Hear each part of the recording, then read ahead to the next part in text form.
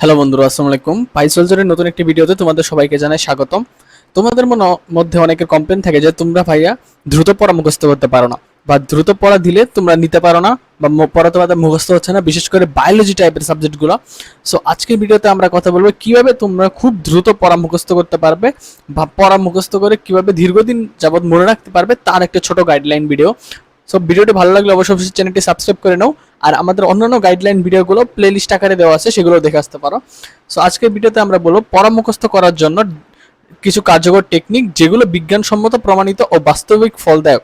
নিচে টেকনিক 10টা তোমাদের জন্য দেওয়া হলো। আমাদের প্রথম যেটা টেকনিক সেটা হলো active recall technique. Active recall technique কি আবার ভাইয়া? সো আমাদের অ্যাক্টিভ রিকল টেকনিকটা হচ্ছে মুখস্থ করার সময় বই বা নোট বারবার পড়ার পরিবর্তে নিজেকে প্রশ্ন করো যে, যেমন আমি পড়ছি যে কোষ কাকে বলে। এখন তুমি যখন কোষ কাকে বলে পড়বা, তখন তুমি বারবার নিজেকে প্রশ্ন করো যে কোষ কাকে বলে, কোষ কাকে বলে। তাহলে তুমি জিনিসটা, আনসারটা বেশি মেমোরাইজ করতে পারবে। এটি মস্তিষ্ককে তথ্য খুঁজে বের করতে বাধ্য করে, যা স্মৃতি শক্তিশালী করে। সো এই টেকনিকটা তোমরা ফলো করতে পারো। পরবর্তী, যেমন এর একটা উদাহরণ হচ্ছে, যেমন একটি বই পড়ে চোখ বন্ধ করে তুমি বইয়ের পড়া মেমোরাইজ করতে পারো। এই অধ্যায়ে কি কি পয়েন্ট ছিল সেগুলো তুমি মনে রাখতে পারো। এতে তোমার এই টেকনিকটা ভালোভাবে কাজ করা হবে, পড়া মুখস্থ করা হবে। আমাদের দ্বিতীয় টেকনিকটা হচ্ছে স্পেসড আমাদের দ্বিতীয় টেকনিকটা হচ্ছে স্পেসড রিপিটেশন টেকনিক। এখন বলবা তো স্পেস রিপিটেশন টেকনিকটা আবার কি? ধরো তুমি একবার পড়া মুখস্থ করার পর কয়েকদিন বা কয়েক ঘন্টা পর আবার রিভিশন করলা। একই জিনিস বারবার পড়লে তোমার মস্তিষ্ক সেটাকে দীর্ঘদিন ধরে নিতে পারে। এটাকে বলে স্পেসড রিপিটেশন টেকনিক। যেমন তুমি প্রথমে যদি পড়াটা যদি একদিন পড়ো, তারপরে যে 3 দিন পরে আবার পড়ো, তারপরে যে 7 দিন পরে পড়ো, তারপর যদি মাসে যদি একবার রিভিশন দাও, তাহলে দেখবা তোমার পড়াটা বেশি মনে থাকবে। সো তোমার মাসের শেষ দিন, যেমন 30 বা 31তম দিনে তোমরা পড়াটা রিভিশনের, সব পড়া রিভিশনের জন্য রাখবে। তাহলে তোমাদের পড়াগুলো বেশি দিন মনে থাকবে, কারণ আমাদের মানব মস্তিষ্ক ভুলবেই। সো তুমি যদি বারবার রিভিশন করো, তাহলে তোমার জিনিসটা সবসময় মনে থাকবে। পরবর্তী টেকনিকটা হচ্ছে মাইন্ড ম্যাপিং। সো এখন বলবে মাইন্ড ম্যাপিং কি? চলো শোনো। কোনো বিষয়কে চিত্রের মাধ্যমে বা ডায়াগ্রামের মাধ্যমে সাজালে তা মনে রাখা সহজ হয়, কারণ মস্তিষ্ক ভিজুয়াল ইনফরমেশন গুলো বেশি মনে রাখে। যেমন মনে করো তুমি কোষের চিত্র শিখলে, বা মনে করো ফিজিক্সের কোনো পড়া, যেমন কোন দিয়ে থিটা দিয়ে শিখলে, বা ম্যাথের কিছু, সবকিছু যখন তুমি ভিজুয়ালাইজেশন করে শিখবে, তখন তোমার জিনিসগুলো বেশি মনে রাখবে। সো মাথার মধ্যে একটা নিজের মতো করে একটা ভিজুয়ালাইজেশন করবা, বা তোমার টিচারকে বলবা যেন একটু এঁকে এঁকে পড়ায়, তাহলে পড়াটা তোমার বেশি মনে থাকবে।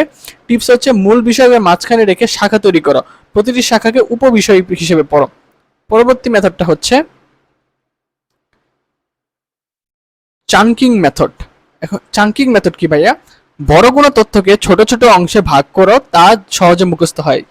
এটি মস্তিষ্ককে ওভারলোড কমিয়ে দেয়। যেমন তুমি যদি কোষের সংখ্যা পড়তে চাও, যে কোষ কি, এইটা যদি সংখ্যাটা যদি অনেক বড় হয়, সেটাকে তুমি 4 থেকে 5টা স্টেপ করবে। প্রথম স্টেপে একটা ছোট অংশ পড়বা, দ্বিতীয় স্টেপে আরেকটা ছোট অংশ পড়বা, তৃতীয় স্টেপে একটা ছোট অংশ পড়বা, চতুর্থ স্টেপে আরেকটা ছোট অংশ পড়বা, পঞ্চম স্টেপে আরেকটা ছোট অংশ পড়বা।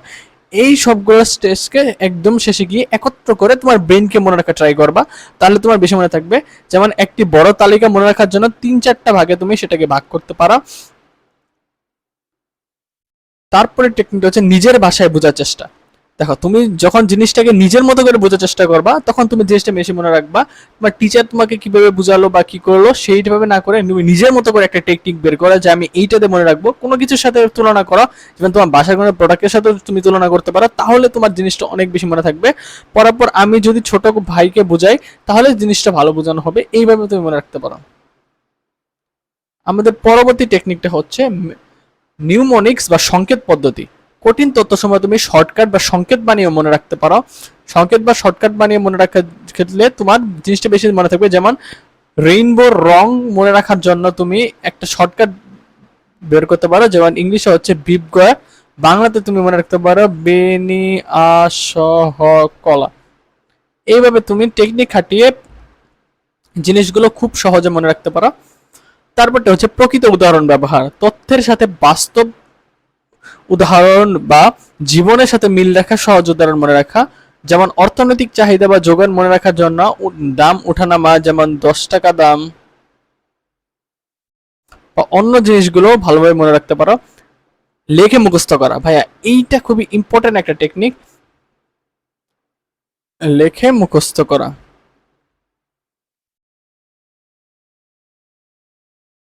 টেকনিক হচ্ছে 5 স্টার।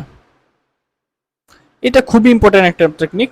শুধু পড়লে নয়, তথ্য ফেললে তা দৃষ্টিগোচর বা মোটর স্কিলে কাজ লাগে। সো তোমরা মনে রাখার ক্ষেত্রে লিখে পড়তে পারো, পড়া বিষয়গুলো নোট ডাউন করে পয়েন্ট আকারে লিখে লিখে পড়লে পড়াটা বেশি মনে থাকবে।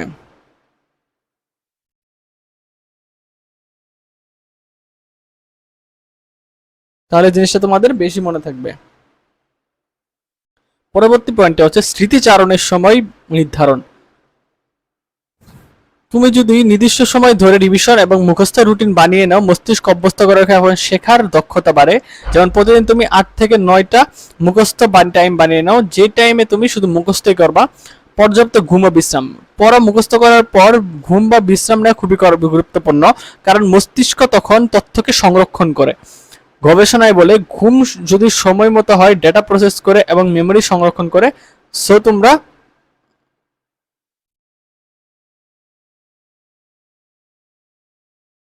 তোমরা ঘুমের ক্ষেত্রে কোনো ব্যাঘাত ঘটাবা না, ঘুমটা ঠিকভাবে পারবা। ঘুমে যেন কোনো ব্যাঘাত না ঘটে, ঘুমটা তোমরা ব্যাঘাত ঘটাবা না।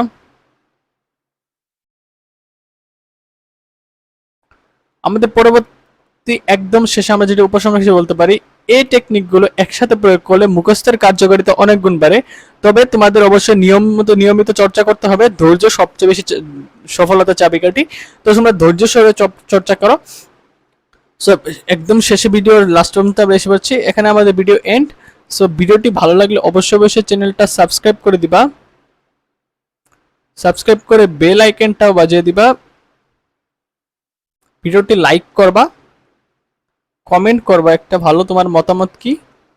আর তোমরা আমাদের সাথে যদি কোনো তোমাদের মেমোরাইজের স্মৃতি শেয়ার করতে চাও, যে কিভাবে তুমি মনে রাখো, সেটাও তোমরা কমেন্ট করে দিবা। আর সাথে তোমাদের ফ্রেন্ডদের সাথে ভিডিওটি শেয়ার করে দিবা। সো আজকের ভিডিও এই পর্যন্ত, টাটা।